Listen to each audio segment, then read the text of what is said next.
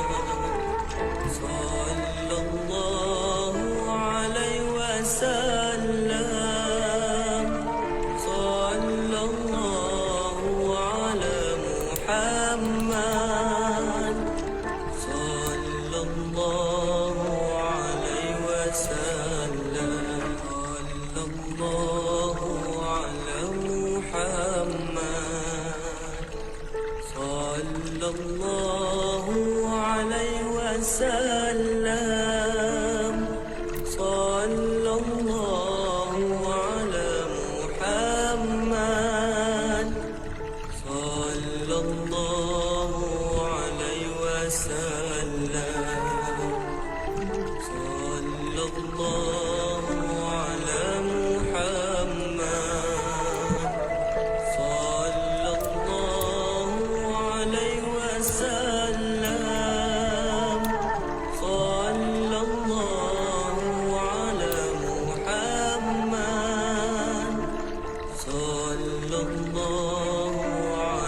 وسلم.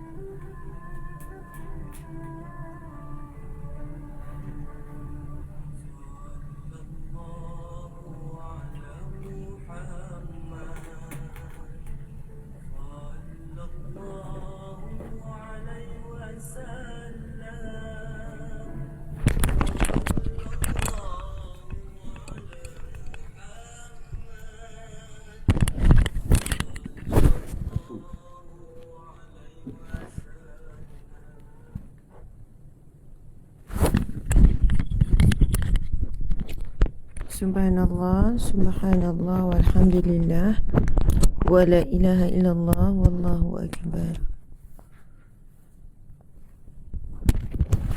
Subhanallah, walhamdulillah, wa la ilaha illallah, wallahu akbar.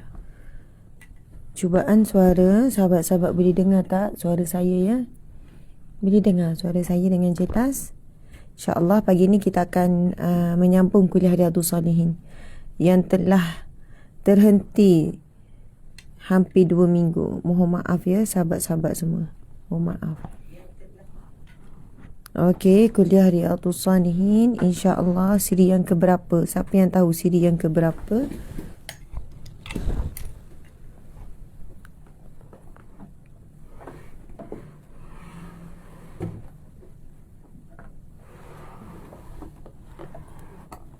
Okey, saya kasih.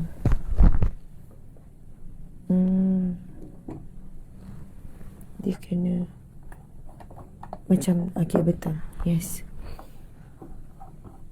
Siapa tahu ya siri yang keberapa kita akan sambung. Sebelum ini macam tak dapatlah nak teruskan kerana keadaan yang kurang sesuai masa tu.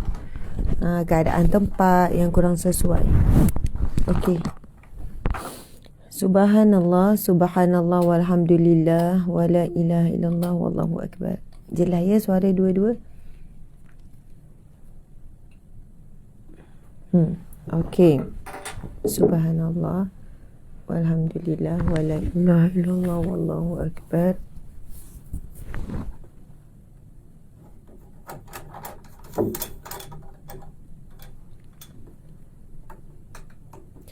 Okey. Bersama dengan saya Encik Suami yang set up untuk kuliah. Okey. Kami ni sekejap lagi insya-Allah. Sekarang ni di Makkah Al-Mukarramah jam 7. Di Makkah Al-Mukarramah ni jam hampir 3 pagi. Hampir pukul 8. Okey. Oi, terang sangat. Okey.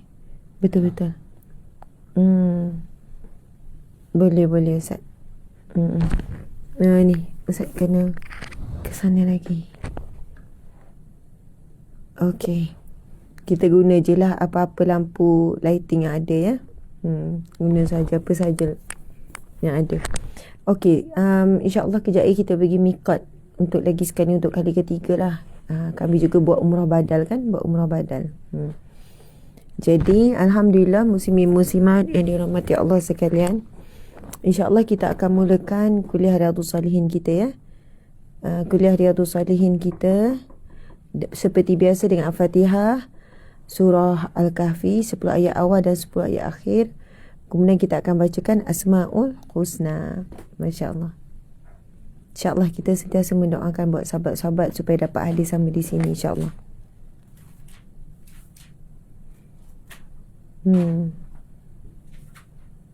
Okay.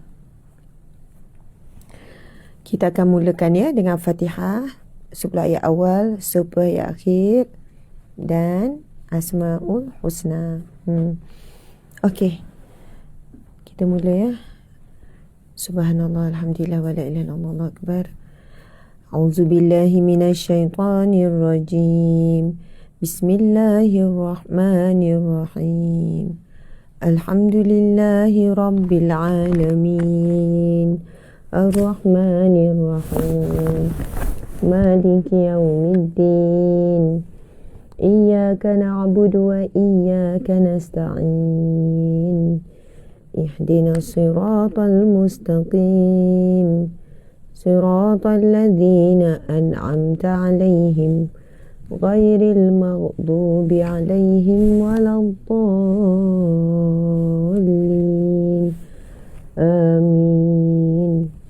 Amin amin ya rabbal alamin. Subhanallah. Seterusnya marilah sama-sama kita mulakan dengan bacaan surah Al-Kahfi 10 ayat awal dan 10 ayat akhir insya-Allah. Allahu akbar.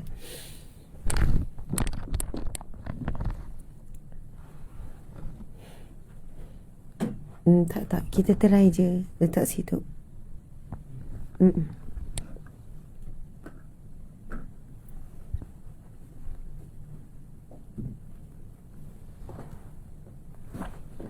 Itu lebih baik kot. Okay. A'udzubillahi minasyaitanirrajim. Bismillahirrahmanirrahim. Alhamdulillahilladzi anzala ala abdihil kitaba wa lam yaj'al lahu 'iwaja. قيما لينذر بأسا شديدا من لدنه ويبشر المؤمنين الذين يعملون الصالحات أن لهم أجرا حسنا ماكثين فيه أبدا وينذر الذين قالوا اتخذ الله ولدا ماكثين فيه أبدا وينذر الذين قالوا اتخذ الله ولدا ما لهم به من علم ولا لآبائهم كبرت كلمة تخرج من أفواههم إن يقولون إلا كذبا فلعلك باخئ نفسك على آثارهم إن لم يؤمنوا بهذا الحديث أسفا إنا جعلنا ما على الأرض زينة لها لنبلوهم أيهم أحسن عملا وإنا لجاعلون ما عليها صعيدا جرزا أم حسبت أن أصحاب الكهف والرقيم كانوا من آياتنا عجبا إذ أوى الفتية إلى الكهف فقالوا ربنا آتنا من لدنك رحمة وهيئ لنا من أمرنا رشدا. أعوذ بالله من الشيطان الرجيم.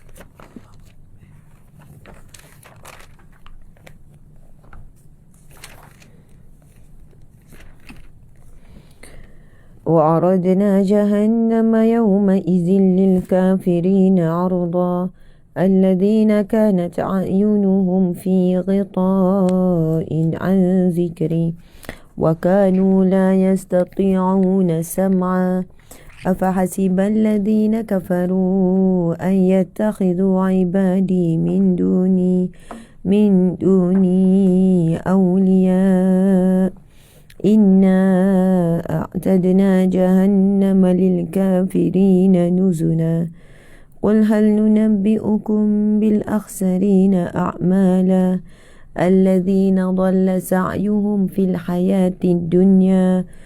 الحياة الدنيا وهم يحسبون أنهم يحسنون صنعا أولئك الذين كفروا بآيات ربهم ولقائه فحبطت أعمالهم فلا نقيم لهم يوم القيامة وزنا ذلك جزاؤهم جهنم بما كفروا واتخذوا آياتي ورسلي هزوا إن الذين آمنوا وعملوا الصالحات كانت لهم جنات الفردوس نزلا خالدين فيها لا يبغون عنها حولا قل لو كان البحر مدادا لكلمات ربي لنفد البحر قبل أن تنفد كلمات ربي ولو جئنا بمثله مددا قل إنما أنا بشر مثلكم يوحى إلي أنما إلهكم إله واحد فمن كان يرجو لقاء ربه فليعمل عملا صالحا ولا يشرك بعبادة ربه أحدا صدق الله العظيم. Alhamdulillah, subhanallah. Seterusnya kita akan sama-sama membacakan Asma'ul Husna. Asma'ul Husna, insyaAllah. A'udzubillahi minasyaitanirrajim. Bismillahirrahmanirrahim. Nas'aluka ya man huwallahu allazi la ilaha illa huwa rahmanur rahim.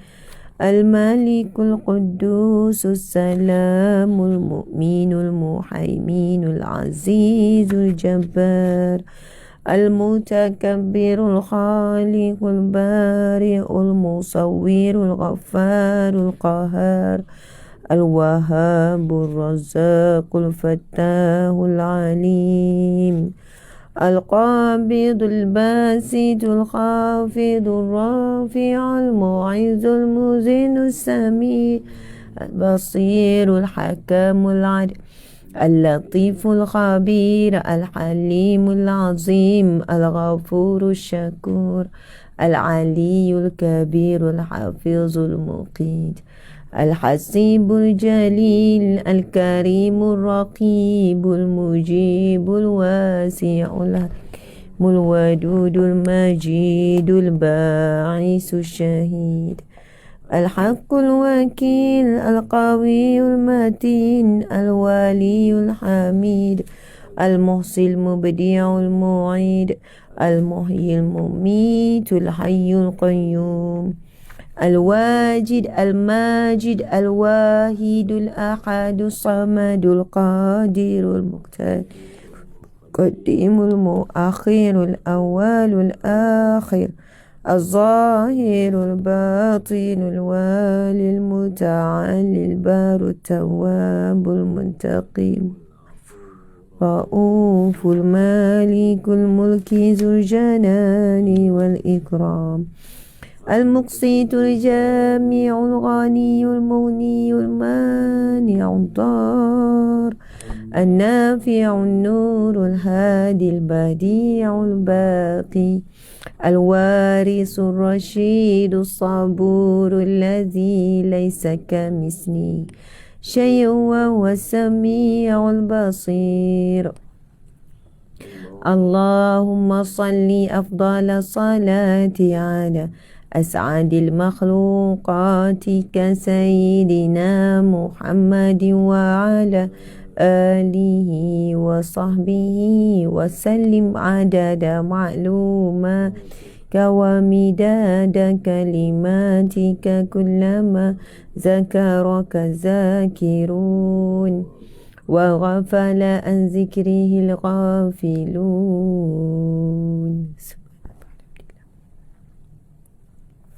Alhamdulillah Rabbil Alamin. Wassalatu wassalamu ala asyrafil anbiya'i wal mursalin. Segala pujian bagi Allah, Tuhan yang mentadbir sekalian alam, yang telah mentadbir dan menguruskan diri kita daripada alam roh, kemudian berpindah ke alam rahim, kemudian berpindah ke alam dunia, dan kita telah pun hidup selama mana umur kita pada saat ini. Segala pujian baginya yang telah menguruskan segala-galanya, yang kita tahu atau tidak, yang kita minta ataupun tidak, yang kita hitung, bahkan lebih banyak yang tidak kita hitung, muslimin muslimat dimati Allah sekalian. Kerana itu sebaik sahaja kita menyebutkan kalimah sebagaimana yang disebutkan di dalam firman Allah surah Al-Fatihah ayat yang kedua, Alhamdulillahi Rabbil Alamin. Segala pujian bagi Allah, Tuhan yang mentadbir sekalian alam. Rabb lebih dekat dengan membawa maksud pentadbir al-alamin, sekalian alam. Ataupun boleh juga kita sebutkan sebagai Tuhan yang mentadbir sekalian alam. Dan kita sendiri tidak tahu berapa banyak alam yang Allah miliki. Yang kita tahu alam dunia, alam barzah, alam rahim, alam masyar, alam akhirat, alam binatang, alam tumbuhan, Masya Allah, Allahu Akbar, alam jin, alam syaitan, alam iblis, alam para malaikat. Allahu Akbar, sudah tentu di luar sana tidak terhitung. Bahkan dalam tafsir Ibnu Katsir menyebutkan Allah memiliki melebihi 70 alam. Dan pada saat yang sama Allah mentadbir semuanya serentak dengan sempurna. Sehingga kan walaupun sehelai daun yang jatuh berguguran di atas muka bumi Allah, di sebuah hutan yang terlindung, di sebuah hutan yang tidak pernah sampai oleh manusia, yang kalau kita fikir dari sudut logik akal fikiran kita muslimin muslimat, apa manfaatnya kan, apakah kebaikannya? Bahkan sehelai daun bila waktunya tepat untuk gugur, untuk jatuh, untuk ditiup angin lalu berguguran di atas tanah, juga di bawah pengetahuan dan ketetapan bila waktunya dia gugur. Allahu Akbar, muslimin muslimat dimati Allah sekalian. Begitulah jua Allah yang kita puji, Tuhan sekalian Adam ini mengurus dan mentadbir alam ini dengan sempurna. Berapa jumlah udara yang cukup, yang ngam-ngam untuk manusia, berapa jumlah oksigen yang ngam-ngam untuk manusia. Jika berlebihan maka boleh berlaku kebakaran tanpa sebab. Begitu juga berapa jumlah oksigen yang dikeluarkan oleh tumbuhan juga mengikut kadar yang sangat tepat, tidak berlebih dan tidak berkurang. Masya Allah, Allahu Akbar. Begitulah Allah menyusun atur bumi ini, jaraknya sangat tepat walaupun sentiasa bergerak mengikut orbit. Sentiasa bergerak mengikut orbit. Masya Allah, bulan, bintang, matahari sentiasa bergerak. Mereka tidak statik. Tapi kita tahu kerana Allah yang maha sempurna, Allah yang kamil yang maha sempurna, Allah yang hakim yang maha bijaksana, Allah yang aziz yang maha perkasa, Allah yang matin yang maha teguh, Allah ya syahid yang maha menyaksikan, Allah ya basir yang maha melihat, Allah ya sami yang maha mendengar, Allah ya alim yang maha mengetahui. Subhanallah, Allahu Akbar, dengan nama-nama Allah, Asma'ullahul Husna itu, maka Allah telah mengaturkan alam ini dengan penuh sempurna. Bulan, bintang, matahari sentiasa bergerak, sentiasa bukan statik muslimin muslimat, tetapi kadar jauh antara matahari dan bumi adalah kadar yang paling tepat. Sekiranya matahari dan bumi ini dekat satu titik, melebihi satu titik kadar yang sepatutnya, maka apa yang berlaku? Bumi ini akan terbakar hangus. Tidak ada hidupan boleh hidup, manusia tidak boleh hidup walaupun dekat daripada kadar sepatutnya satu titik. Begitulah apabila bumi ini menjauh satu titik daripada matahari, daripada kadar yang sepatutnya, maka seluruh bumi akan membeku. Jadi seperti Atlantik dan kita semua akan mati. Masya Allah. Maka tidak ada yang lebih tepat dalam mengaturkan kehidupan makhluknya melainkan Allah. Maka begitulah muslimin muslimat. Apabila Allah mentakdirkan dengan siapa yang kita jumpa, Masya Allah, Allah tidak pernah silap.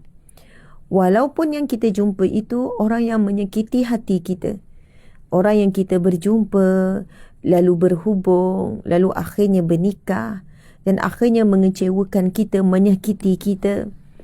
Akhirnya kita terpaksa menempuh satu titik hitam dalam hidup, bercerai, berpisah contohnya. Juga tidak pernah silap. Jangan sekali-kali kita menyebutkan jodoh ini silap, pertemuan ini silap. Jika tidak ada pertemuan ini, kita mungkin tidak akan rasa peritnya perpisahan. Contoh ya, yakin dan percaya, sentiasa bersangka baik dengan Allah. Allah Subhanahu wa Ta'ala tidak pernah silap dalam percaturannya. Allah Subhanahu wa Ta'ala tidak pernah menzalimi hambanya. Apabila Allah menemukan kita, Masya Allah, dengan seseorang yang ikhlas menyayangi dan menghargai kita, di situlah Allah ingin memberikan kita nikmat kasih sayangnya melalui orang-orang yang menyayanginya. Hakikatnya kasih sayang itu datang daripada Allah. mengizinkan seseorang menyayangi dan menghargai kita. Apabila Allah menemukan kita dengan seseorang yang menyakiti hati kita, maka berterima kasih juga kepada Allah kerana kita tahu bagaimana sakitnya perasaan itu. Lalu kita juga tidak akan melakukan hal yang sama kepada orang lain. Dan Allah sedang membuka kita peluang untuk menjadi seseorang yang pemaaf. Lalu dengan memaafkan itulah kita mendapat jalan yang luas ke syurga Allah Subhanahu Wa Taala. Boleh jadi di akhirat kelak, muslimin muslimat, kita akan lebih banyak berterima kasih kepada orang yang menyakiti, mengecewakan, yang membuatkan kita terduduk melebihi daripada orang yang menyayangi kita. Kerana kita tahu rupanya pahala yang begitu besar dan banyak yang kita perolehi adalah melalui jalan sabar, jalan memaafkan, jalan berlapang dada, jalan bersangka baik, jalan kita tidak menyimpan dendam, jalan yang kita tidak menyimpan perasaan benci di dalam hati. Kerana semua perasaan itu perlukan perjuangan yang bukan sedikit. Kita boleh memaafkan tetapi melupakan sangat sukar. Kadang-kadang kerana terlalu pahit, peristiwa yang sangat perit itu sentiasa berulang-ulang dalam fikiran kita. Sentiasa tercuit kenangan pahit tersebut. Subhanallah, kepahitan itu berlaku hanya sekali. Tetapi terimbau dalam fikiran beratus dan bahkan mungkin beribu kali. Sakitnya jatuh itu sekali, dikhianati itu sekali. Tetapi menanggungnya sampai berpuluh tahun, berbelas tahun ataupun bertahun-tahun. Kerana itu kesan kesakitan itu lebih lama berdiam di dalam hati berbanding kesan nikmat ataupun kebahagiaan. Allahu Akbar. Muslimin muslimat. Sebab itu boleh jadi di akhirat kelak kita akan jauh berterima kasih kepada orang yang menyakiti hati kita.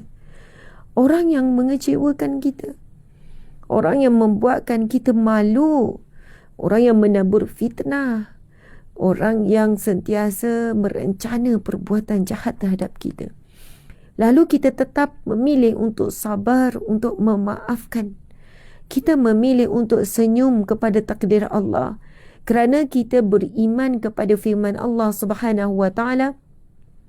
A'udzubillahi minasyaitanirrajim. وعسى أن تكرهوا شيئا وهو خير لكم وعسى أن تحبوا شيئا وهو شر لكم والله يعلم وأنتم لا تعلمون. صدق الله العظيم. Boleh jadi Allah yang maha cintakan kita, Allah yang maha tahu hakikat kemampuan diri kita, Allah yang maha kenal kita. Tidak ada yang lebih menyayangi kita melainkan Allah. Tidak ada yang lebih memahami kita melainkan Allah. Tidak ada yang inginkan kebaikan dengan sebanyak-banyaknya melainkan Allah. Tidak ada yang melindungi kita daripada segala keburukan melainkan Allah. Muslimin muslimat dimati Allah sekalian. Allah merencana sesuatu terhadap hidup kita dengan penuh kasih sayangnya, dengan pengetahuan yang sangat luas. Lalu Allah memujuk kita dengan firman-Nya yang bermaksud, boleh jadi wa'asa, boleh jadi antakrahu syai'an. Apa yang kamu tidak suka itu, apa yang kamu benci, apa yang kamu takuti lalu ia terjadi itu, ia sangat baik bagi kamu. Dan boleh jadi wa'asa an tuhibbu syai'an, yang kamu suka, yang kamu nak, yang kamu inginkan, yang kamu impikan, yang kamu harapkan itu, lalu ia tidak berlaku. Nabi kata, Allah berfirman, boleh jadi apa yang kamu suka, kamu harapkan itu, ia sangat buruk bagi kamu. Wallahu ya'lamu, sesungguhnya Allah maha mengetahui. Wa antum la ta'lamun, dan kamu tidak tahu apa-apa. Allahu Akbar. Muslimin muslimat dimati Allah sekalian.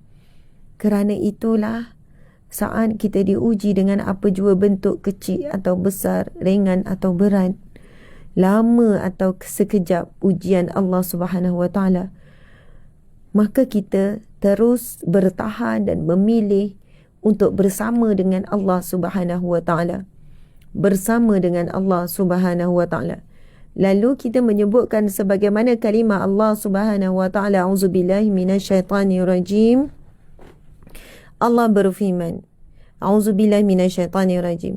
Allazina idza asabatuhum musibatun qalu inna lillahi wa inna ilaihi raji'un.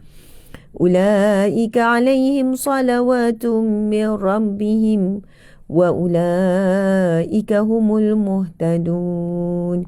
Sadaqallahul azim. Yang bermaksud, Allah berfirman, allazina idza asabathum musibah, mereka yang apabila ditimpa musibah, mereka yang apabila ditimpa ujian, mereka yang apabila ditimpa sesuatu yang dia tidak ingini, sesuatu yang dia rancang sebaliknya tapi sebaliknya berlaku. Musibah ini umum. Yang ditimpa ujian banjir, yang ditimpa ujian kehilangan harta benda, yang ditimpa ujian kehilangan orang yang tersayang, yang diuji dengan ujian kehilangan kereta dalam aksiden, atau apa sahaja, diturunkan pangkat, dihina, dibenci dan sebagainya. Allah Subhanahu Wa Taala berfirman, mereka yang apabila ditimpa ujian lalu mengucapkan kalimah inna lillahi wa inna ilaihi raji'un, sesungguhnya semuanya datang daripada Allah, diri kita juga daripada Allah, orang yang menyakiti kita juga datang daripada Allah, dengan izin Allah dia menyakiti kita, apa je ujian juga daripada Allah dengan izinnya. Subhanallah. Wa inna ilaihi raji'un, dan sesungguhnya diriku dan segala-galanya ujian yang datang ini juga kembali kepada Allah. Allah berfirman, siapa yang diuji Allah, ditimpa musibah lalu mengucapkan kalimah inna lillahi wa inna ilaihi raji'un, ulaika alaihim salawatu min rabbihim wa rahmah, mereka itulah yang akan diberikan, subhanallah, salawat daripada Allah, diberikan rahmat daripada Allah, wa ulaika humul muhtadun, dan mereka itulah golongan yang akan diberikan hidayah, diberikan petunjuk oleh Allah Subhanahu Wa Taala. Allahu akbar. Muslimin muslimat, jadi apabila kita ditimpa apa jua ujian besar ataupun kecil, maka kalimah yang pertama kita perlu pegang dan kita perlu ucap, dan yang kita perlu selalu sebut iaitu kalimah apa, muslimin muslimat? Sebagaimana yang diajarkan oleh Allah sendiri, yang diajarkan oleh Tuhan kita, iaitu kalimah ulaika alaihim, kalimah allazina isa asabatum musibatun qalu, mereka berkata bila ditimpa musibah lalu mereka berkata inna lillahi wa inna ilaihi raji'un. Allah berfirman, bagi mereka yang berkata ulaika alaihim salawatu min rabbihim wa rahmah, mereka itu akan mendapat salawat daripada Allah, mendapat pertolongan daripada Allah dan dapat rahmat, wa ulaika humul muhtadun, dan mereka itu akan mendapat petunjuk daripada Allah. Macam mana nak buat?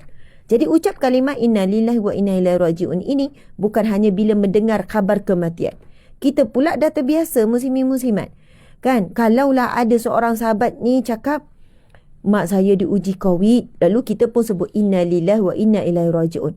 Bagi orang yang tak faham, dia akan kata dia tak mati lagi, baru diuji COVID, dia stabil je, dia tak mati. Itu orang yang tidak faham. Itu selama ini yang kita faham, sebut inna lillahi wa inna ilaihi raji'un saat mendengar khabar kematian. Tapi sebenarnya kalimah inna lillahi wa inna ilaihi raji'un, Allah mengajarkan kita apabila ditimpa musibah, apa jua musibah, lalu kita ucapkan inna lillahi wa inna ilaihi raji'un. Masya Allah. Kerana apabila kita mengucapkan kalimah tersebut, insya Allah apa yang kita akan dapat, muslimin muslimat, kita akan dapat selawat daripada Allah, kita akan dapat pertolongan daripada Allah, kita akan dapat rahmat, kita akan dapat petunjuk daripada Allah Subhanahu Wa Taala. Jadi, lagi cepat, lagi banyak kita ucapkan kalimah tersebut, maka lagi cepat kita dapat jalan keluar, lagi cepat kita dapat memulihkan perasaan yang sangat berduka dengan kehilangan, kan, perasaan yang sangat sedih dengan apa jua yang kita sedang lalui. Subhanallah, alhamdulillah, muslimin-muslimat mati Allah sekalian. Kita ada Tuhan ya Karim, yang Maha Mulia. Allah ya Aziz, yang Maha Perkasa. Allah yang tidak ada batas untuk melakukan segala-galanya. Kerana itu sangat rugi kita ada Tuhan yang Maha segala-galanya. Sebab sekiranya kita menangguhkan memohon pertolongan dengannya, maka hidup kita sangatlah rugi. Masya Allah. Banyak manusia yang menyandarkan kepada kemampuan dirinya. Sebab ialah dia bijak, dia belajar sampai universiti, dia cergas, dia ada banyak idea. Dia pun sehat tubuh badan. Dan dia ada kawan-kawan manusia yang begitu ramai yang boleh membantunya. Lalu, setiap kali dia timpa masalah atau ujian, dia fikir. Dia hanya selalu suka meminta pertolongan dengan manusia. Mungkin ujian dan masalahnya boleh settle, boleh selesai, boleh jumpa jalan keluar. Tetapi tidak sesempurna apabila dia meminta pertolongan dengan Allah. Tidak secepat apabila dia terus meminta pertolongan dengan Allah. Habis tu Ustazah, kita tak boleh minta tolong manusia langsung. Saya bisa minta tolong dengan suami, minta tolong dengan kawan, minta tolong dengan mak ayah. Tak boleh ke? Kalau saya ada masalah, saya terus call mak ayah. Tak boleh ke? Boleh. Tidak ada masalah kalau kita minta pertolongan manusia. Tidak ada larangan. Namun muslimin-muslimat adalah lebih indah, lebih terbaik, lebih bagus. Kita minta pertolongan dengan Allah dulu. Bila ditimpa ujian, terus sebut inna lillah wa inna ilaihi raji'un. Supaya pasak akidah kita ini faham. Sesungguhnya ini datang daripada Allah. Kepada Allah dikembalikan. Seolahnya kita minta tolong dengan Allah. Saya suka membayangkan tu utamanya bila saya berhadapan dengan orang-orang yang membenci kita. Muslimin-muslimat, di Madinah, di Makkah juga saya bertemu orang-orang yang tidak sukakan saya. Kan, bertemu tuan-puan sekalian, orang-orang yang pada riak wajahnya, kan, bila bertemu dia tahu dia bukan tidak kenal, kan. Saya mengakui dan saya perlu menerima hakikat bahawasanya bukan semua orang suka kita, ada yang membenci. Bukan semua orang yang menghormati kita, ada yang menghina. Bukan semua orang yang faham apa yang ingin sampaikan, ada ramai yang salah faham, lalu salah anggap, lalu salah menyusun perasaannya terhadap kita. Kan? Masya Allah, Allahu Akbar. Allahu Akbar. Maka bagaimana ya kita nak berhadapan dengan situasi yang terang-terangan beritahu kita dia tidak suka kita dan sebagainya. Maka kalau ketika itu tidak perlu untuk kita menjelaskan sebenarnya kita ni niat macam mana, sebenarnya kita ni orangnya macam mana. Tidak perlu kita nak please everyone dan tidak perlu kita prove everything to everyone dan tidak perlu pun untuk kita memperkenalkan diri kita yang sebenar kepada semua orang. Cukuplah lalu sekiranya kita merasakan sesuatu yang kan rasa kat hati kita tu rasa macam terhiris, rasa terguris. Subhanallah, dengan kalimah inna lillahi wa inna ilaihi raji'un. Semua ini datang daripada Allah dan kepadanya lah tempat kita kembali. Allahu Akbar. Muslimin muslimat dimati Allah sekalian. Lalu kita sebutkan apa pada hati kita, muslimin muslimat? Kan dalam hati kita, akidah kita, ya Allah, wa ansa antakrahu syai'an, berjadi apa yang kita tidak suka ini yang sangat baik bagi kita. Masya Allah, Allahu Akbar. Sahabat-sahabat dimati Allah sekalian, ketika saat saya tidak dapat masuk Raudah, kali ini saya tak dapat masuk Raudah. Dan secara saya juga ingin buat pengakuan ya. Pada umrah kali ketiga juga saya tak dapat masuk Raudah. Umrah kali ketiga juga saya tak dapat masuk Raudah. Umrah kali pertama dulu ya sebelum Covid. Umrah kali kedua boleh masuk juga beberapa kali. Tapi umrah kali ketiga saya tak dapat masuk, iaitu umrah dalam ujung bulan 12, dan umrah kali keempat ini juga saya tidak dapat masuk. Saya bukan nak cerita tentang diri saya, tapi saya bersyukur kepada Allah di atas perencanaannya yang sangat sempurna ketika saya tidak dapat masuk untuk kali ketiga dan kali keempat. Untuk kali ketiga saya tak dapat masuk, masa tu dah semakin ramai, dah semakin ketat tata cara nak masuk ke Raudah, dan ramai di kalangan rakyat Malaysia yang datang pada bulan 12, hujung bulan 12, awal bulan 1 tak dapat masuk Raudah. Masa tu saya bagi permit saya kepada seorang jemaah wanita yang telah pun berusia. Saya bagi permit. Saya dapat permit raudah, sepatutnya saya dapat masuk. Dan ketika itu saya berikan permit itu kepada seorang wanita. Sebab yang belum pernah masuk raudah, yang kali pertama datang umrah. Jadi saya kata, saya minta suami saya masa tu saya kurang sihat lagi pula. Tapi walaupun kurang sihat, sebenarnya masuk raudah kuat saja kan. Saya kirimkan SMS, saya kata bagikan permit ini kepada wanita yang tidak pernah pergi. Subhanallah. Kemudian saya pun ingat wanita mana, seorang ibu, seorang makcik yang dah tua. Bila kali keempat ni, muslimin-muslimat, sebagaimana saya buat live itu bukan nak tunjukkan keburukan sistem dan sebagainya. Saya ulang beberapa kali, cuma saya nak berkongsi sebab di saat itu saya juga diminta keluar daripada barisan untuk masuk raudah. Saya diminta keluar, maksudnya atau istilahnya dihalau lah. Dia akan suruh kita keluar. Dan saya sudah berulang lebih 5 kali kan, beratur, buat rayuan, meminta, terangkan bahawa perlu dah pergi ke Mekah dan sebagainya. Dan bila saya berada di bahagian yang minta keluar tu, muslimin-muslimat, saya ada jumpa orang yang memang semuanya menangis teresak-esak. Dia kata, Ustazah, tolong saya. Saya dah 10 kali dah beratur, kemudian dihalau. Ustazah, saya dah 15 kali dah, Ustazah, daripada hari pertama sampai hari ini, Ustazah. Ustazah, saya buat macam-macam, Ustazah. Saya solat hajat, saya minta doa dengan Allah. Ini kali pertama, Ustazah, saya dah umur 50 lebih. Saya nak datang sangat susah, Ustazah. Saya kumpul duit belanja begitu lama. Saya nak masuk raudah, Ustazah. Saya nak pergi raudah, Ustazah. Sekian-sekian kan. Tolong Ustazah, tolong merayu untuk saya. Tolonglah Ustazah, kan pandai cakap bahasa Arab. Ustazah minta lah. Muslimin-muslimat dimati Allah sekalian, Masya Allah. Saya pun kata, sabar. Saya gosok-gosok. Saya juga berada di tempat yang sama sebagaimana puan. Saya juga tak dapat masuk raudah pada saat ini. Saya dah cuba cakap macam-macam dengan penjaga. Muslimin-muslimat, ya, saya dapat masuk raudah. Saya dapat bercakap bahasa Arab. Dengan penjaga wanita tu, saya sebut apa? Saya pujuk dulu. Saya kata, Ya ukhtil karimah, Ya ukhtil rahimah, Ya ukhtil habibah, Ya ukhti. Maksud dia, wahai saudara wanitaku yang penyayang, wahai saudara wanitaku yang mulia, karimah, ya halimah, yang lemah lembut, ya latifah. Sebab apa? Puji dulu. Lepas tu dia pun balas, amin, dia balas kata.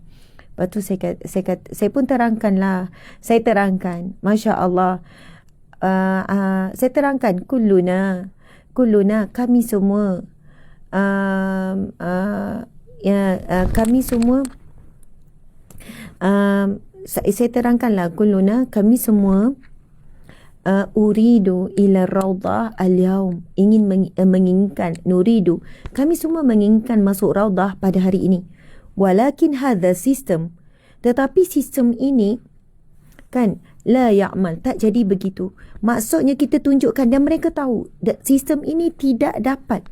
Sistem ni bila tunjuk 1 minggu lagi kan, maksudnya tidak ada ruang untuk kita lock sebab terlalu ramai orang. Lepas tu saya jelaskan, wadhalika, dan kerana itu, al-mushkilah laitha minna, masalah ini bukan daripada kami. Bukankah sebab kita lambat book ke? Sebaik kita tiba saja di Mekah, di Madinah, kita memang terus book. Tapi kerana terlalu ramai orang. Al-mushkilah fi hadha sistem. Macam tu lah kan saya sebut.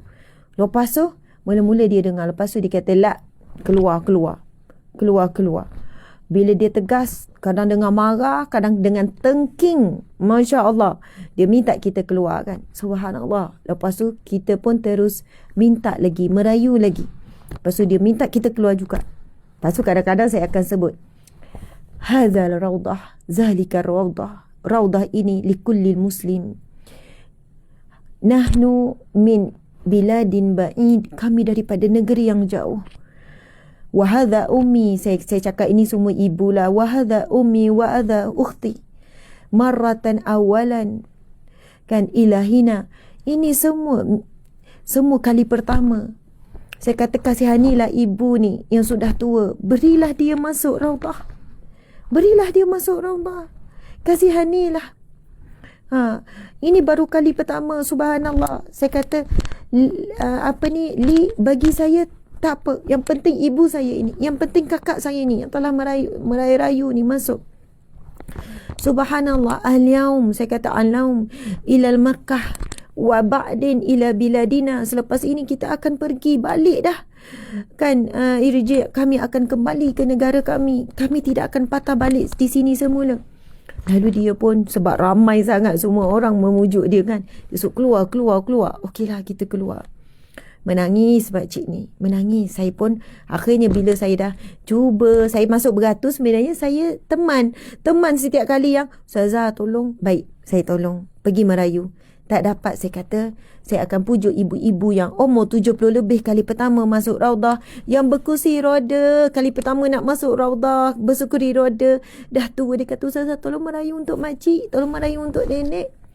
Okey, baik, jom. Saya tak boleh cakap.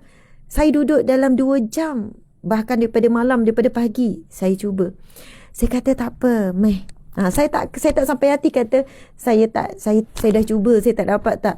Saya beratur balik, saya pun cuba bercakap. Lepas tu dia dengar kan, dia kata, saya kata subhanallah, ingat firman Allah, makcik, nenek, ini yang terbaik untuk kita. Terbaik apa Ustazah? Tak dapat masuk raudah, ini yang terbaik. Sebab Allah dah berfirman, boleh jadi apa yang kamu suka itu buruk bagi kamu, apa boleh jadi apa yang kamu tidak suka itu baik bagi kamu. Saya cuba pujuk, saya kata boleh jadi bukan solat, bukan zikir, bukan selawat, bukan sedekah yang kita lakukan di tanah haram ini yang Allah pandang. Boleh jadi semua amalan yang kita usahakan buat itu tidak diterima Allah. Saya sebut boleh jadi. Dan boleh jadi kerana sabar, redha, bersangka baik kita kepada Allah. Kenapa kita tak boleh masuk raudah lalu kita memilih lapang dada, sabar, redha? Boleh jadi inilah pahala yang begitu besar dan kita bawa balik daripada tanah suci ini. Kita tidak tahu melainkan setelah kita mati, sehingga kan kita dibangkitkan di mahsyar kelak. Kan ada orang 10 kali pergi raudah, 20 kali pergi raudah. Mungkin jadi, boleh jadi kerana diselubungi dengan perasaan ujub, boleh pergi raudah. Rasa bagus, rasa bangga diri, ataupun riak dan sebagainya. Lalu Allah tidak pandang pun beliau walaupun saat berada di raudah. Subhanallah. Tetapi saat kita berada di luar, sedang berbaris, lalu sentiasa ditolak sehingga 10 kali menangis sampai bengkak mata. Lalu air mata itulah menjadi perisai daripada api neraka Allah. Air mata itulah menunjukkan air mata penuh pengharapan kepada Allah. Lalu bila lapang dada, ya Allah, aku redha, aku tidak dipilih untuk sampai ke raudah. Lalu subhanallah, muslimin muslimat tetap teguh dengan bersangka baik dengan Allah. Sebab apa? Saya sangat risau bila wanita-wanita kata, Ustazah, kenapa saya tak boleh masuk raudah? Allah tak pandang saya hina sangat ke? Nabi Muhammad tak ngaku saya umat ke? Kenapa Ustazah, saya banyak dosa sangat ke? Kenapa Allah tak pandang saya? Nampak tak? Saya kata tolong jangan bersangka buruk dengan Allah di Mekah. Jangan bersangka buruk dengan Allah di tanah suci. Saya pun bacakan firman Allah. Allah berfirman, La in syakartum la azidannakum wa la in kafartum inna azabi lasyadid. Sebarang siapa yang bersyukur kepada Allah, maka Allah akan tambahkan berganda-ganda nikmatnya ke atas. Allah berfirman, La in syakartum, sekiranya kamu bersyukur, la azidannakum, aku pasti akan tambahkan nikmat ke atasnya. Wa la in kafartum, sekiranya mereka kufur ataupun mereka tidak mensyukuri Allah, inna azabi lasyadid, sesungguhnya azabku amat pedih. Saya katakan, ibu telah sampai ke sini, sampai ke sini. Semuanya dengan nikmat Allah, nikmat sihat, nikmat kuat, nikmat rizki, nikmat kelapangan. Sehingga dapat saat ini begitu banyak jika nak dihitung betapa banyak nikmat Allah. Jangan kerana Allah tidak mengizinkan kita pada saat ini untuk masuk raudah, maka kita menjadi kufur dengan nikmat Allah. Jangan. Takut azab Allah yang menanti kita. Allahu Akbar. Saya sebutkan kepada wanita-wanita yang sangat berduka. Lelaki semua boleh masuk.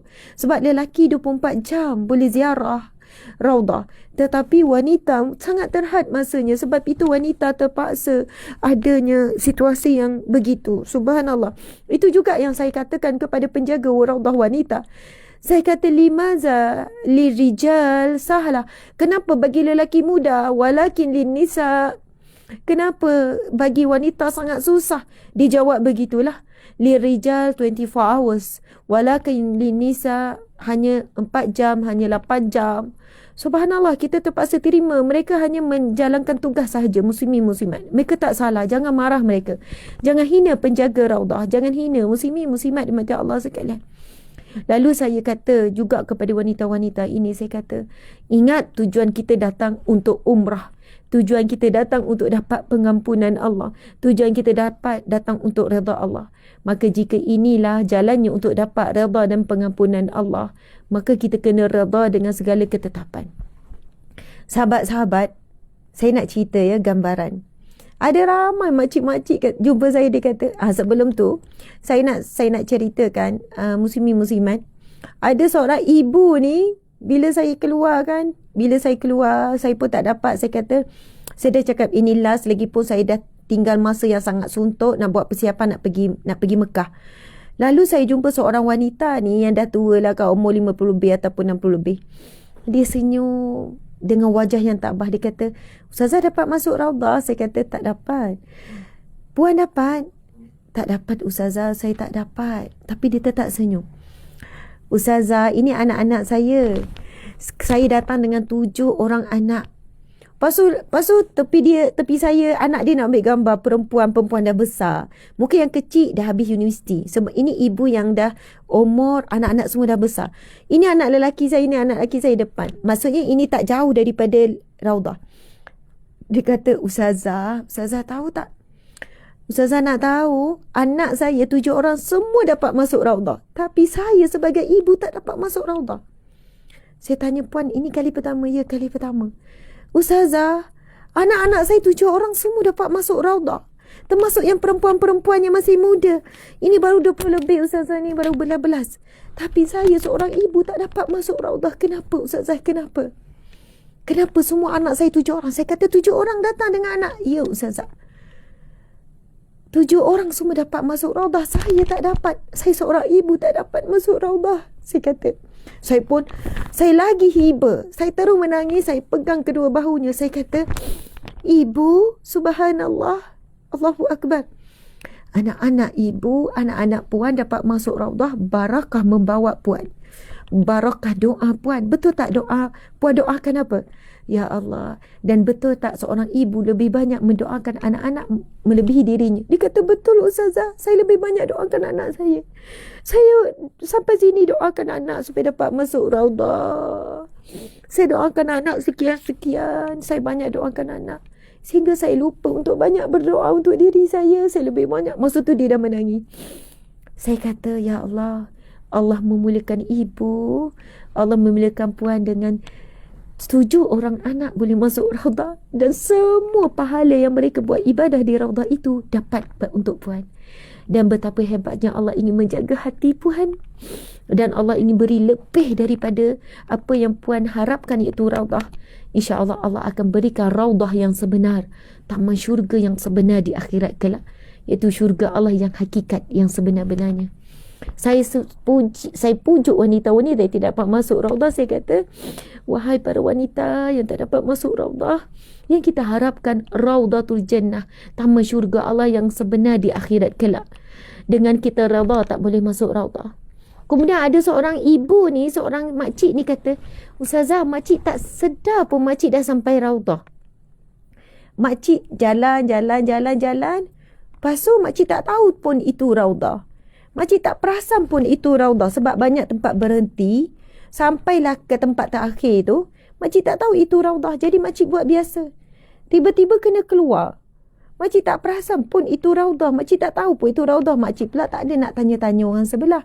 Sebab memang sekali nak masuk raudah dia ada berapa perhentian. Kita berhenti sekejap, duduk. Lepas tu jalan lagi, berhenti, duduk. Lepas tu sampailah satu kawasan. Makcik tak perasan itu raudah Ustazah. Tahu-tahu kena keluar dah. Subhanallah. Saya pun jelaskan kepada wanita-wanita. Lepas tu ada juga yang kata, saya tak sangka macam tu Raudah. Kenapa? Puan nak sangka macam, Mari saya tunjuk gambar Raudah ya. Ustaz, boleh tak Ustaz tolong ambil telefon saya? Saya ada simpan gambar saya di Raudah. Saya nak tunjuk kepada puan-puan bagaimana suasana Raudah. Masya Allah. Ni dah selepas selesai, kita dah kena keluar, kita ambil gambar sekejap. Sebab ada yang bila pergi Raudah dia tanya, Ustazah, mana makam Rasulullah? Ada yang dah keluar Raudah menangis-nangis. Saya kata, Alhamdulillah dapat ya Raudah. Ya Alhamdulillah Ustazah. Tapi macam mana nak tengok makam Rasulullah? Saya sekarang nak pergi ke makam Rasulullah. Saya kata Raudah tu lah paling dekat dengan makam Rasulullah. Sebagaimana sabda Nabi. Di antara mimbarku dengan rumahku adanya Raudatul Jannah, adanya taman syurga. Tetapi kena ingat, tidak ada hadis Nabi ataupun di sana dalil-dalil yang menunjukkan ibadah di Raudah itu berganda berbanding ibadah di Masjid Nabawi. Tidak ada dalil-dalil kan yang menunjukkan bahawasanya ibadah ataupun doa di Raudah itu lebih makbul berbanding di dalam Masjid Nabawi ataupun di luar Masjid Nabawi bagi wanita-wanita yang haid. Tidak, muslimin muslimat. Sebab itu jangan menjadikan Raudah itu wajib. Sehingga kan nak balik Malaysia aib, malu kalau orang tanya pasal Raudah dan sebagainya, kan malu nak bagi tahu terus terang tak dapat masuk Raudah. Jadi saya nak pesan pada wanita, janganlah rasa malu, jangan rasa aib, kan janganlah rasa macam nak mengelak ataupun jangan sampai menipu. Masya Allah, sebab Raudah itu bukan wajib. Kena tanam dalam fikiran kita. Yang kita datang ke sini adalah untuk umrah. Maka umrah itulah yang wajib, yang kita perlu kejar, yang perlu kita doa, yang perlu kita harapkan. Yang perlu kita kecewa, sedih. Dan ada ramai juga wanita yang pulang tanpa dapat menunaikan umrah kerana halangan haid. Okey, saya nak tunjuk sahabat-sahabat semua. Kenapa ramai yang terkejut? Oh, begitulah Raudah. Kerana masing-masing membayangkan boleh nampak makam Rasulullah. Tempat Raudah wanita tak dapat nampak langsung makam Rasulullah. Yang kedua, ramai yang membayangkan Raudah ni kawasannya indah, cantik, macam tergamam lah. Bila pergi tu macam tergamam. Tapi tidak. Tempatnya sangat sederhana. Arab Saudi, para alim ulama kan sengaja bagi saya menjadikan Raudah itu ni. Tetapi bagi lelaki, ya, sangat istimewa.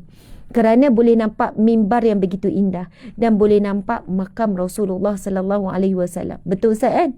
Boleh nampak makam Saidina Abu Bakar, Saidina Ali radhiyallahu anhu. Jadi bagaimana rupa Raudah pada wanita?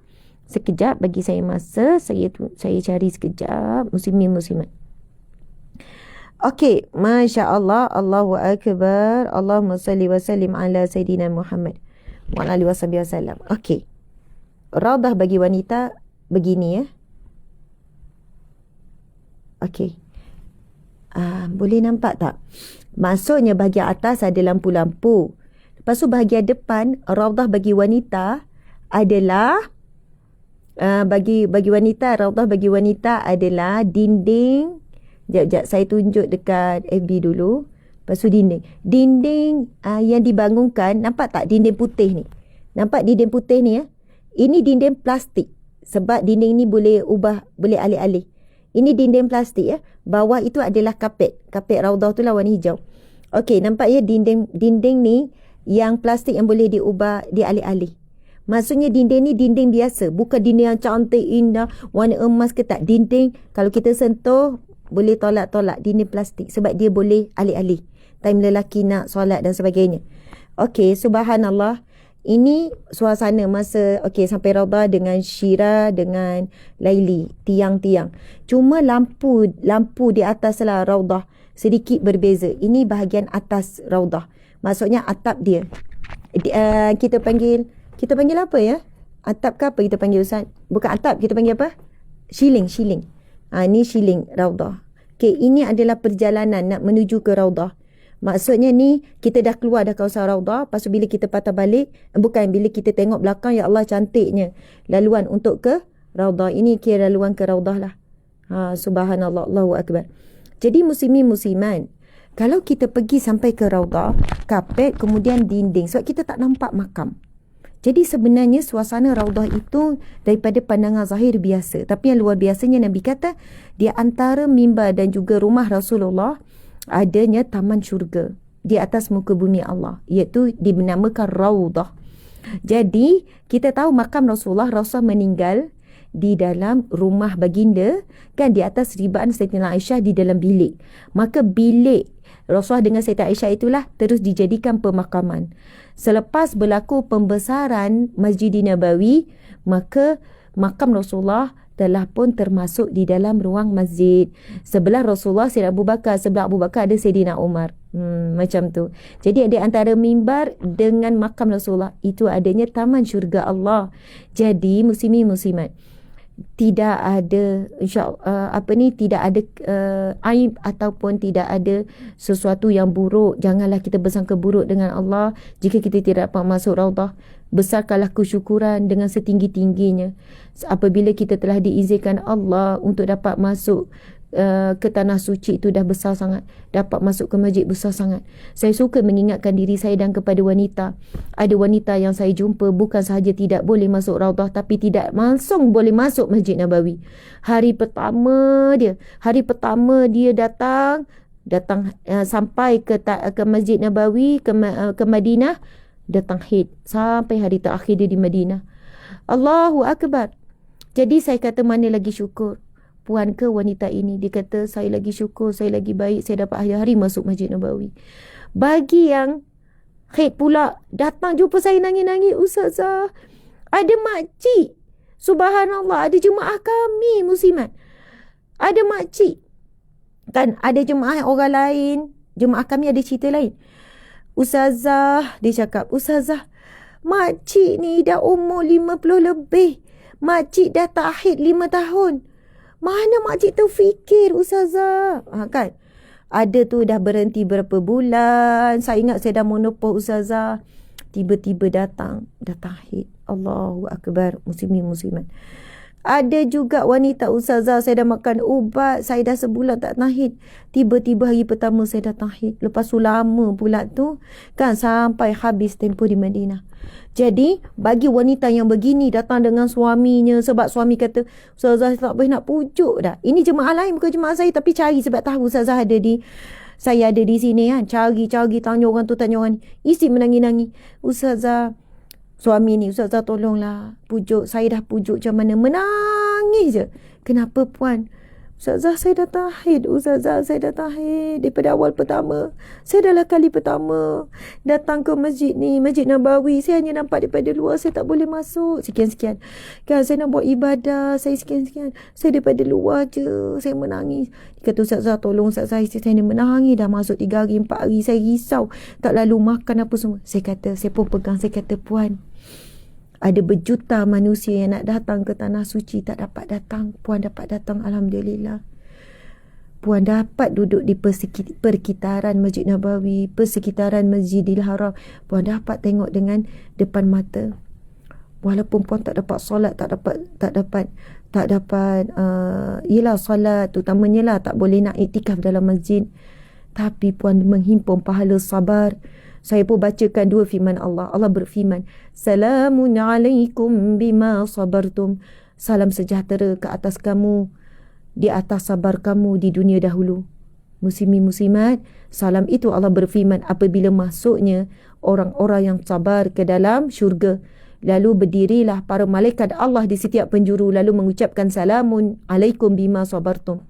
Allah juga berfirman dengan firman yang sama, Allah akan mengucapkan salam. Jadi boleh jadi kerana sabar puan 7 hari ini lebih besar dari pahala solat 7 hari. Boleh jadi sabar puan 7 hari ini. Kerana apa saya kata solat itu ada tempoh 10 minit, 5 minit, 30 minit. Baca Quran pun ada tempoh. Tapi puan sabar 24 jam. Sabar 24 jam. Menahan rasa je. Dia kata betul Ustazah. Saya tengok bila dengar azan saya menangis. Saya tengok orang bersiap-siap. Saya tengok orang berpusu-pusu menuju ke Makkah, ke Masjidil Haram, berpusu-pusu. Tapi saya hanya mampu melihat. Saya bersiap juga Ustazah. Saya pakai telekong juga. Kan saya buat seolah diri saya nak pergi solat. Tapi saya hanya terhenti di depan pintu Ustazah. Saya kata, oh besarnya. Puan sabar dengan Allah. Puan redha dengan Allah. Saya kata sebab ada orang muda jumpa saya kan. Saya kata, Dik, Kamu reda kan dengan takdir Allah, kamu hate. Saya reda Ustazah, saya reda. Besarnya pahala reda sehingga kan Allah berfirman, auzubillahi minasyaitanirrajim. Allah berfirman, muslimin muslimat, auzubillahi minasyaitanirrajim. Ya ayyatuhan nafsul mutmainnah irji'i ila rabbiki radiyatan mardiyah fadkhuli fi ibadi wadkhuli jannati. Sadaqallahul azim. Allah berfirman, ya ayyatuhan nafsul mutmainnah, wahai jiwa-jiwa yang tenang, irji'i, kembalilah kepadaku. Irji'i irji'i. Ustaz, bantu Ustaz. Irji'i, kembalilah, ila rabbika, kepada Tuhanmu, radiyatan mardiyah, dalam keadaan engkau redha kepada Allah, mardiyah, dan engkau dapat redha Allah. Fadkhuli fi ibadi, maka masuklah dalam kalangan hamba-Ku, wadkhuli jannati, maka masuklah ke dalam syurga-Ku. Saya kata, Kak Bidik, bila kamu redha dengan takdir Allah, kamu datang haid, maka kamu dapat redha Allah. Kamu tahu tak kelebihan dapat redha Allah? Kamu akan dipanggil dengan panggilan, wahai jiwa-jiwa yang tenang, kembalilah kepada Tuhanmu dalam keadaan kamu redha kepada Allah dan Allah juga redha kepadamu. Fadkhuli fi ibadi, maka masuklah dalam kalangan hamba-hamba-Ku yang saleh, wadkhuli jannati, dan masuklah ke dalam syurga-Ku. Kita akan dipanggil masuk ke dalam syurga. Jadi kita sekarang kepada yang sedang diuji di mana sahaja, di Makkah, di Madinah, di Malaysia, di dalam rumah, di pejabat, di atas jalan raya sedang mendengarkan, kan, di mana sahaja yang sedang diuji, maka kita perlu apa dia? Yang sedang diuji banjir, rumah tenggelam, kereta tenggelam, kehilangan harta benda. Lalu kita ucapkan, ya Allah, aku redha ya Allah, dengan kalimah apa? Sebagaimana sabda Nabi SAW, barang siapa yang mengucapkan 3 kali pada waktu pagi dan 3 kali pada waktu petang, ataupun terlupalah pada waktu petang, malam pun boleh, terlupalah pada waktu pagi, tengah hari pun boleh. Maksudnya Nabi SAW bersabda, barang siapa yang mengucapkan kalimah ini 3 kali pada waktu pagi, 3 kali pada waktu petang, jika kita terlupa lambat sikit pun tak apa. Kalimah apa? Raditu billahi rabba wa bil islami dina wa bi muhammadin nabiyyan wa rasulah. Raditu, aku redha. Raditu billah, aku redha bahawasanya Allah Rabba, Tuhanku, pentadbirku, penetap. Rabba, pengatur. Rabbil alamin, pengatur, pentadbir sekalian alam. Maksudnya kita kata kita redha di atas takdir Allah ini. Raditu billahi rabba wa bil islami dina. Ya Allah, daku redha Islam sebagai agamaku, sebagai cara hidupku, sebagai cara berpakaianku, sebagai cara makanku, cara rehatku, cara berhiburku. Itulah maksudnya bila kita sebut aku redha ya Allah. Lalu kita pun tutup aurat dengan baik. Sebab kita redha, kita tak protes. Wanita yang belum tutup aurat dengan sempurna, dia masih protes dengan syariat Allah. Memang dia tak sebut, ya Allah tak setujulah kena pakai macam ni, nak free hair. Ya Allah tak setujulah pakai macam ni. Dia tak sebut dengan mulut, tapi perbuatannya menunjukkan dia protes dengan Allah. Perbuatannya menunjukkan dia tidak setuju dengan syariat Allah. Mulut dia tak cakap, tapi perbuatannya. Sebab dia masih lagi nak pakai ikut body, masih lagi nak pakai terbelah, masih lagi nak free hair. Sebab dia bimbang kalau dia free hair, dia pula berniaga sekian-sekian, orang tak boleh nampak aset-aset dia. Subhanallah, Allahu Akbar, muslimin muslimat. Ada yang pula bila bekerja, kerana itulah punca rezekinya, dia kata dia lupa yang memberi rezeki Allah, maka apa jua rezeki yang mendatangkan murka Allah itu bukan rezeki yang barakah, itu musibah. Muslimin muslimat, saya jumpa ramai mana pramugari kan. Pramugari kalau datang Arab Saudi ni, alhamdulillah pakai tudung, tapi pramugari wanita-wanita kata, Ustazah nangis-nangis pramugari. Ramai pramugari nangis jumpa saya. Ustazah Asma, Ustazah saya selalu dengar ceramah Ustazah. Ustazah saya malu, Ustazah tengok saya macam ni. Dia pun cover. Kalau pramugari Asia lagi seksi, singkat, dada ni pula zip. Baju dia orang kan zip kan baju dia orang. Minta maaf Ustazah, cover kan. Baju singkat atas lutut, cover. tarik dia. Depa tarik. Saya kata tak apa, tak payah tarik. Tak jatuh, tak ni. Nangis-nangis saya pun gosok. Dia pun kata, Ustazah, saya ni sebab kerja. Ustazah, sebab kerja. Lepas tu dia kata, macam manalah kalau saya mati macam ni kan Ustazah. Sebab kerja Ustazah. Saya dah cuba berniaga, saya dah cuba buat kerja lain. Tak boleh, komitmen saya banyak. Saya ibu tunggal Ustazah, gini-gini.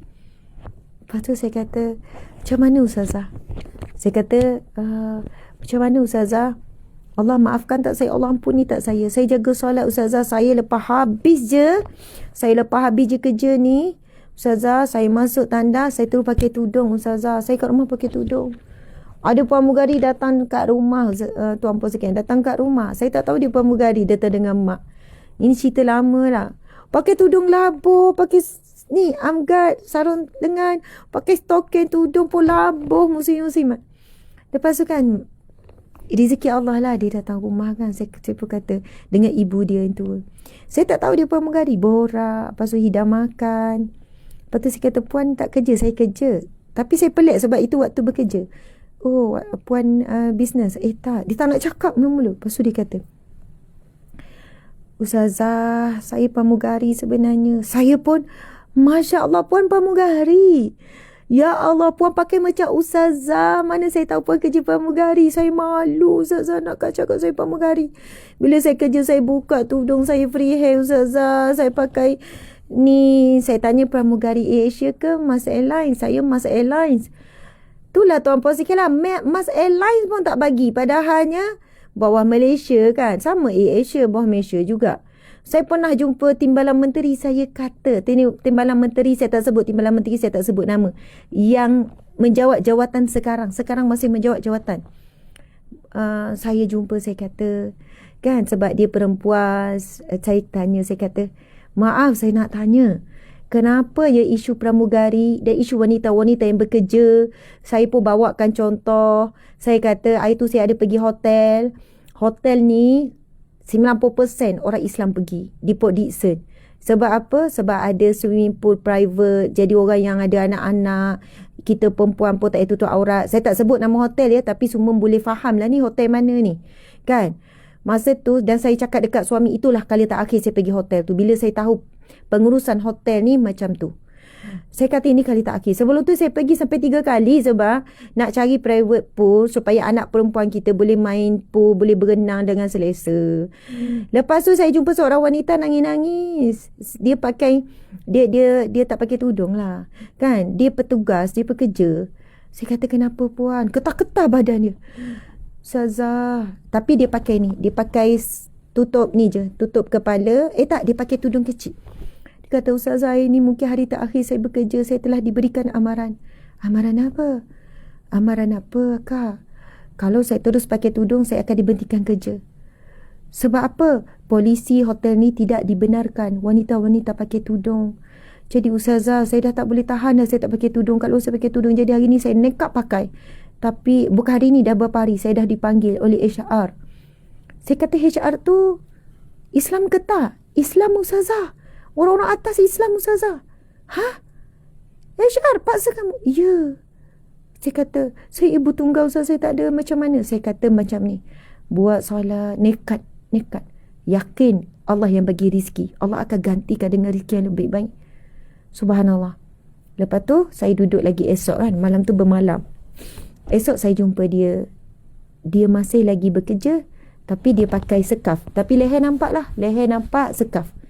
Saya kata, Puan, macam mana Puan? Kan sebab berjumpa je, hotel tu kan, yelah berjumpa lah, hotel tu besar tapi akan jumpa. Lepas tu saya kata, macam mana Puan? Dia kata, Ustazah, saya masih lagi kerja sementara tunggu, tapi saya dibenarkan pakai sekaf, tutup rambut je, leher semua nampak. Saya kata, tak apa Puan, tak apa. Saya doakan Puan dapat rezeki yang berganda-ganda. Saya doakan Puan lebih kuat. InsyaAllah Ustazah, saya tengah cari kerja ni. Kerja apa pun asalkan halal. Kerja apa pun asalkan tidak terhalang si tutup aurat. Saya kata, insyaAllah Puan, walaupun mungkin gaji lebih kurang daripada sekarang, tapi Puan kena yakin rezeki Allah yang barakah itu lebih utama. Masya Allah. Saya cakap kat suami, bang, kali terakhir, saya sebenarnya nak jumpa pihak atas. Saya nak jumpa di mana hak wanita Islam untuk menutup aurat di sebuah negara Islam. Bila saya tanya Timbalan Menteri, saya kata, saya cakap YB tahu kan, ramai pramugari kita tu tutup aurat di luar kerja. Ramai yang bekerja tu jadi pramugari tu sebab apa? Sebab tugas. Yang datang jumpa saya ramai. Kan AirAsia ke, Mas ke, Milando ke, apa-apalah yang kerja-kerja dengan syarikat ni.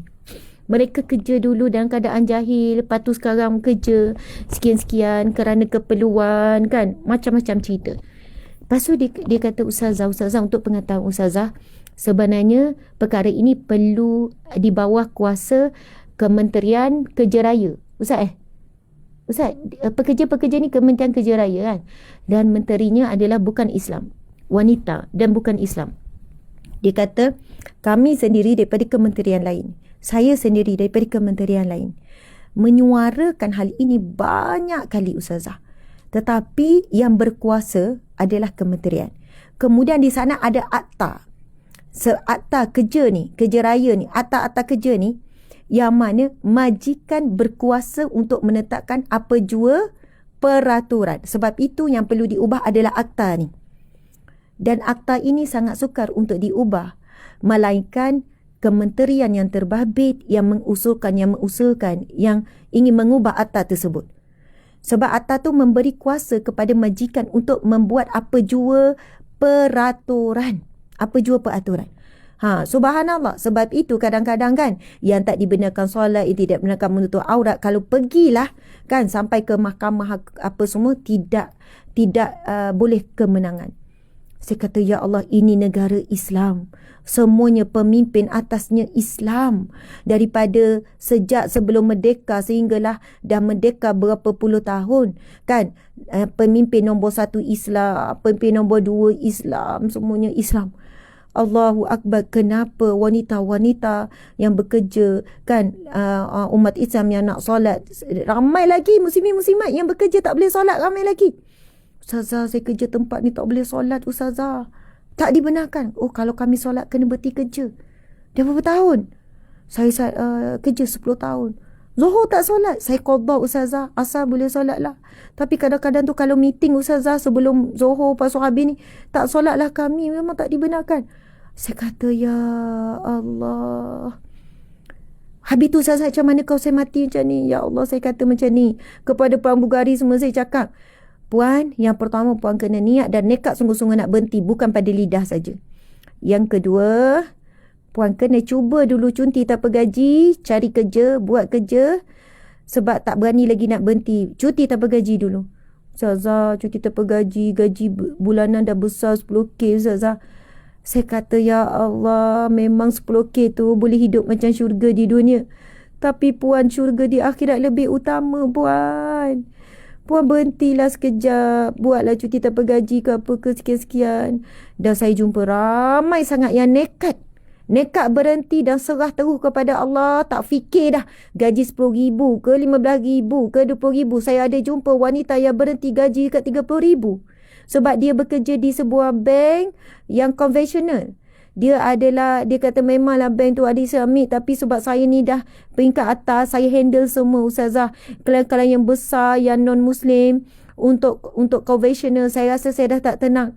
Gaji saya, pendapatan saya lebih RM30,000 Ustazah. Rumah besar, itu besar semua. Saya berhenti kerana Allah. Saya berhenti kerana Allah. Dan disebabkan itu, daripada rumah besar, saya tak mampu bayar, saya lepaskan kereta, sekarang kami menyewa. Demi Allah, saya jumpa wanita ini. Ya Allah, wanita ini, kami sekarang menyewa. Kalau dulu ada rumah besar, tapi saya dah tak mampu nak bayar sebab rumah tu belum habis bayar, kereta dan sebagainya. Tetapi Ustazah, apa yang saya dapat, ketenangan yang tidak pernah saya dapat sepanjang saya kerja dah 20 tahun lebih. Saya dah jadi pegawai besar bank dan sebagainya. Tetapi sebab saya tahu saya perlu juga menguruskan dan terlibat dengan riba, dengan konvensional dan sebagainya. Allahu Akbar. Sekarang saya boleh hadir majlis ilmu. Saya jumpa orang-orang yang baik yang sama-sama hadir majlis ilmu. Saya kenal guru-guru. Kalau dulu saya tak dapat Ustazah. Saya sibuk sangat. Kalau dulu melancong luar negara, tempat yang ni. Tapi sekarang setiap tahun, Alhamdulillah, walaupun begini dapat tunai umrah. Anak-anak boleh tunai umrah.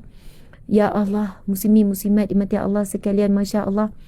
Sebab itu Kadang-kadang ramai yang cuba. Saya dah cuba Ustazah berhenti tanpa gaji. Kemudian saya cuba berniaga tak jadi Ustazah. Tu yang saya kerja balik. Ada pramugari, saya dah berhenti Ustazah. Saya dah serah dah surat. Lepas tu saya merayu, saya dapat masuk balik sebab saya dah expert. Sebab saya tak dapat survive. Berapa lama? 2 bulan. Tuan-puan sekalian, kadang bila kita nak hijrah, ia memang memerlukan pengorbanan demi pengorbanan. Kadang sebab kita hijrah, kita kehilangan banyak bahagian dunia. Sebab kita hijrah, kita dipulangkan oleh kawan-kawan. Kawan-kawan kata, lah kamu orang bagus, kamu dah ni, kena beli, kan, kena sekian-sekian. Bila kita share apa-apa yang bagus dekat media sosial, kena beli dengan kawan. Kau ni bajet bagus, kau ni macam bagus sangat, kau sekian-sekian. Muslimin muslimat, ada wanita yang datang rumah saya, pramugari yang pakai tutup aurat dengan sangat baik itu, dia kata, Ustazah, saya bertahan di sini sebab saya antara orang yang memperjuangkan hak-hak wanita. Saya pergi ke atas, Ustazah doakan. Kita buat memorandum, kita buat permohonan. Ustazah doakan perjuangan saya dengan kawan-kawan menuntut hak kami untuk menutup aurat. Sebab dia kata, kalaulah mas, kan, boleh buat pula wanita pakai tutup aurat bila mengiringi bila untuk ke Mekah, wanita-wanita kan, pramugarinya kan pakai tudung, pakai baju longgar, pakai elok. Saya pernah naik Mas Airlines untuk pergi ke Mekah Mediah ni, pakai elok. Maksudnya mereka boleh. Dan kita boleh tengok dah pramugari luar negara yang bukan Islam pun pakai sopan, pakai seluar longgar, pakai baju longgar, pakai tracksuit pun ada. Dan kita tak faham kenapa AirAsia perlu pakai ketat. Mas Airline perlu pakai kebaya ketat, kain ketat terbelah sampai lutut, sampai atas dan sebagainya.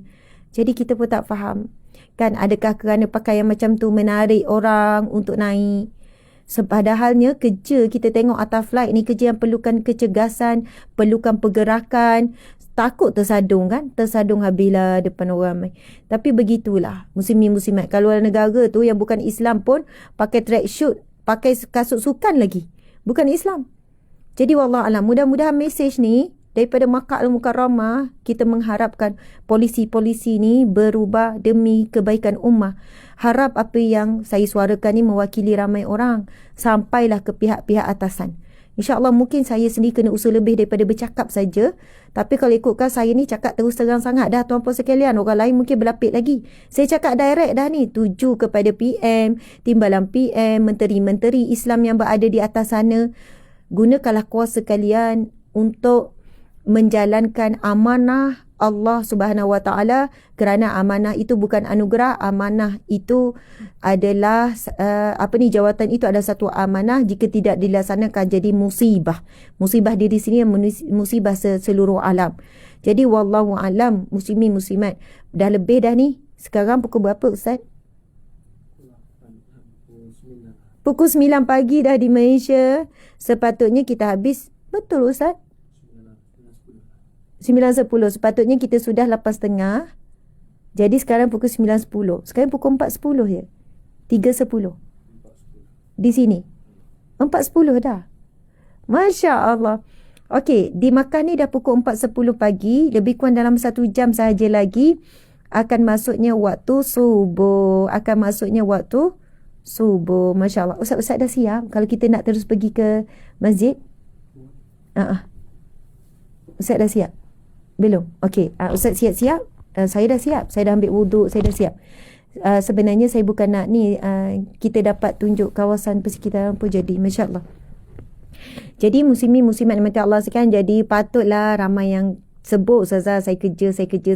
Oh, di Malaysia ni waktu kerja kan dah sampai dinasti dan anda boleh lama sampai 9-10 tu pun dah lama sangat. Oh tapi saya rasa Ustaz saya tak boleh lah nak lama sebab lapar sangat. Kita singgah makan dulu kan. Jadi Ustaz siap-siap. Tak apa nanti saya tutup sendiri. Masya Allah muslimin muslimat dimati Allah sekalian. Jadi saya tutup dengan doa. Mudah-mudahan perkongsian kita dapat manfaat, dapat kebaikan, dapat hikmah yang begitu besar. Mudah-mudahan jangan salah faham pula lah ya. Saya kata tadi tu mungkin saya kena usaha lebih lagi. Maksudnya tak cukup kot dengan saya sebut banyak kali pasal hak-hak wanita, hak-hak muslim kena solat, dapat solat waktu kerja dan sebagainya. Maka mungkin saya sendiri buat memorandum, buat kertas kerja ke apa, pergi jumpa menteri-menteri tu, jumpa timbalan menteri tu dan sebagainya. Jadi mungkin kena buat sampai tahap itulah ya. Mudah-mudahan dapat perubahan yang sangat besar. di sebuah negara Islam yang kita sangat sayang, itu Malaysia yang tercinta. Amin, amin ya rabbal alamin. Subhanallah, Allahu akbar. Okey, sahabat-sahabat, kita tutup dengan satu doa, dengan doa lah. Masya Allah. Sebelum doa, saya nak tunjukkan kepada sahabat-sahabat, sebenarnya daripada atas ni, daripada bilik penginapan kami ni, boleh nampak Masjidil Haram, boleh nampak Kaabah. Nak tengok tak? Okey, saya buka ya. Masya Allah. Saya akan pusingkan kamera ni. Saya pusing dulu kamera. Okey.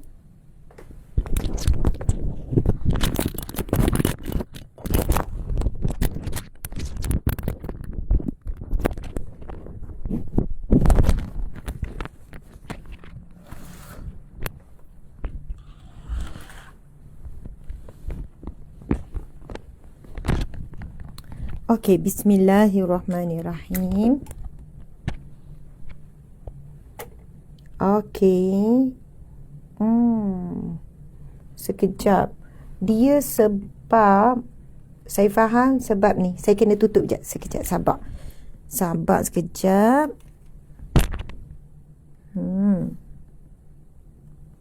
Sabar sekejap. Masya Allah.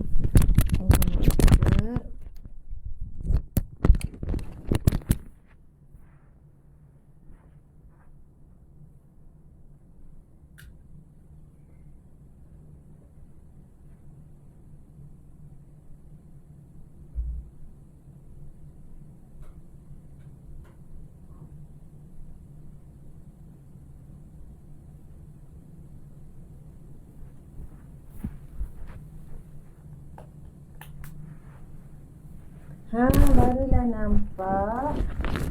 Okey, subhanallah.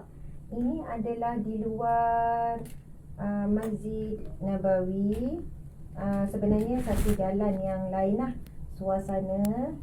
Subhanallah. InsyaAllah kita doa. Lepas ni kita doa sama-sama untuk satu doa yang panjang, insyaAllah. Ini jalan raya. Sebenarnya ni luar Masjid Nabawi. Agak jauh lah. Itu jangan rasa saya tu warna putih belakang kan. Okey, kan ingat apa pula. Okey, ini bangunan ni jalan raya utama lah yang biasa. Kalau nampak tak jemaah kita dah mula berjalan masuk ke masjid. Okey, hotel-hotel yang beratur depan ni ramainya orang Melayu Islam kita duduk. Okey, lepas tu bila pusing sebelah sini,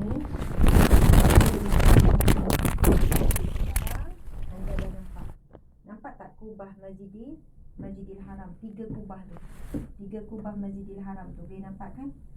Okey, jadi di situ tempat yang bercahaya bulat tu adalah Masjidil Haram. Boleh nampak sikit bahagian atas Kaabah. Bahagian atas Kaabah boleh nampak sikit.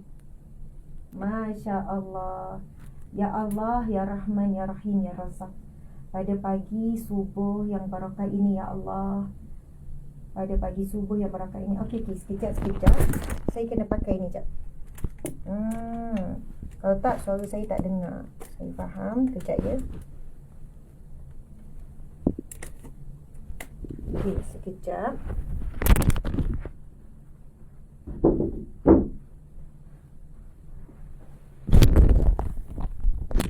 Sebab seorang-seorang ni handle ni. Kejap ya. Mana dah ni wayar. Allahu Akbar. Gelap pula tu. Okey. Apa, saya buka ni jap.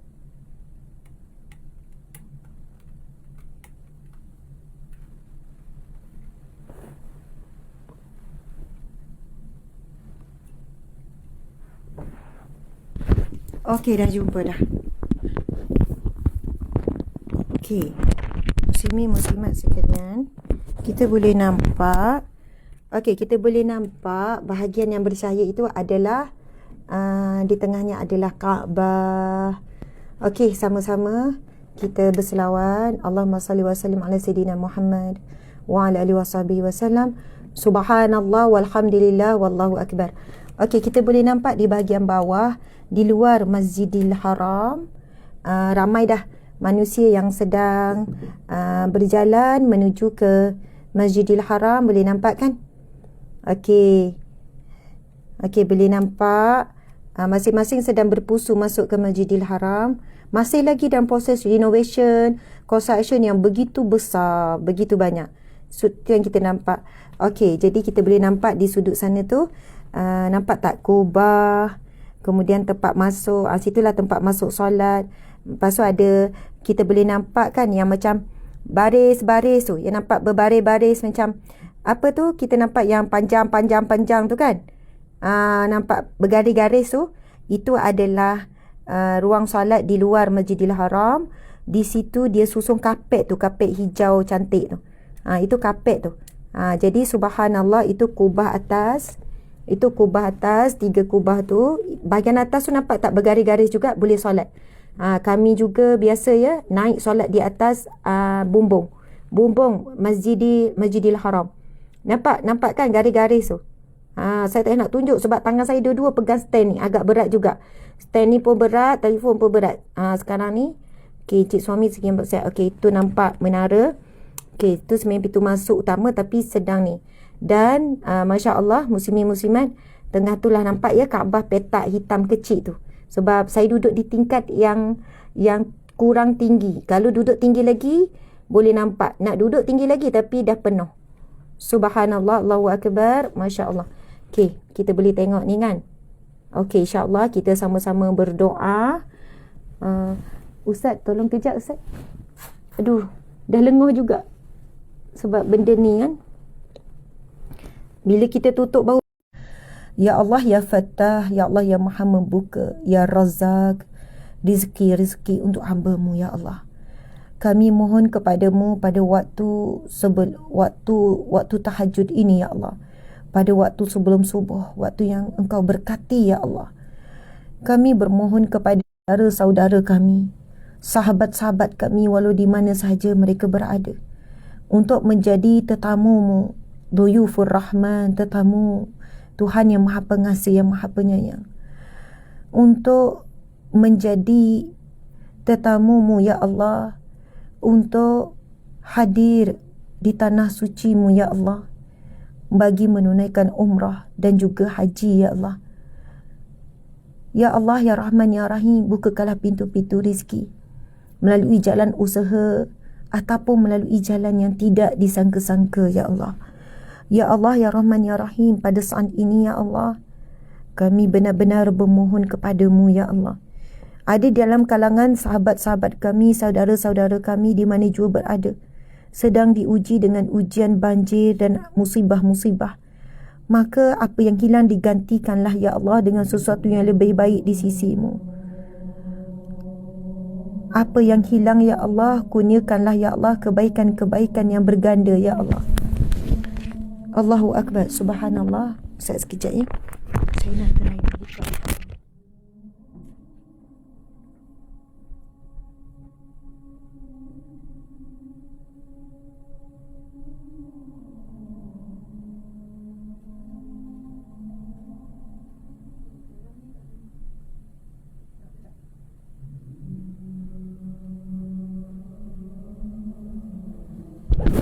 Minta maaf ya, sebenarnya di luar sedang mengalungkan azan pertama. Dia sejam sebelum subuh. Sejam sebelum subuh akan dialungkan azan yang pertama, ataupun sejam lebih lah. Okey, subhanallah. Kita sambung doa. Ya Allah, Ya Rahman, Ya Rahim. Ya Allah, Ya Fattah, Ya Alim. Tak apa, kita dulu. Ya Allah, Ya Rahman, Ya Rahim, Ya Fattah, Ya Alim. Di kalangan kami ada yang sedang diuji dengan sakit, Ya Allah, maka berilah kesembuhan. Di kalangan kami, Ya Allah, ada yang diuji, Ya Allah, dengan kesempitan hidup. Bukakanlah pintu-pintu rizki, barakah seluasnya, Ya Allah. Ada yang di kalangan kami, Ya Allah, yang sedang diuji dengan kehilangan orang yang tersayang, Ya Allah. Maka berikanlah kelapangan jiwa, kesabaran, keredaan, dan satukanlah kembali di syurga-Mu, Ya Allah. Ya Allah, ada di dalam kalangan kami, Ya Allah, yang telah pun berpisah hidup dengan pasangan, Ya Allah. Maka melalui pedihnya ujian perpisahan dan perlu membesarkan anak sendiri, Ya Allah, maka gantikanlah dengan pasangan yang lebih baik, yang soleh, yang sama-sama ingin saling menuju ke redha-Mu, Ya Allah. Ya Allah, ada dalam kalangan kami ini yang sudah lama berkahwin, Ya Allah, namun diuji dengan tidak ada anak, belum dikurniakan rezeki anak. Maka Ya Allah, berikanlah kelapangan jiwa dan keredaan dan kurniakanlah dalam rahim wanita ini, isteri ini, zuriat keturunan yang saleh dan salihah. Ya Allah, ada dalam kalangan kami ini ya Allah telah pun mencapai usia ataupun waktu untuk bernikah, namun belum bertemu ya Allah dengan jodohnya. Ya Allah, permudahkan ya Allah, temukanlah dengan pasangan yang saleh dan salihah ya Allah, pasangan yang sama-sama membimbing dan memimpin ke syurga-Mu ya Allah. Ya Allah, ya Rahman, ya Rahim, ya Fattah, ya Alim. Dalam kalangan kami ada yang sedang mencari kerja ya Allah, hari-hari mencari kerja ya Allah. Rizkikanlah pekerjaan yang baik yang mendatangkan rizki yang barakah. Ya Allah, ya Rahman, ya Rahim. Ada dalam kalangan kami ya Allah yang ingin berhijrah namun belum kuat. Ada yang ingin berubah tapi belum kuat ya Allah. Berilah kekuatan ya Allah, dan setelah Engkau berikan kami hidayah-Mu, maka ya Allah kurniakanlah kepada kami istiqamah. Ya Allah, ya Rahman, ya Rahim.